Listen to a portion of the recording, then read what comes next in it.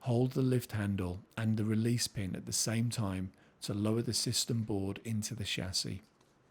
Slide the system board to the rear of the server until the system board snaps into position.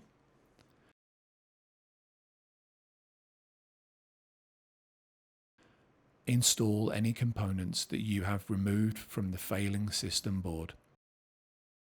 Properly route and secure the cables in the server. Install the air baffle. Install the top cover.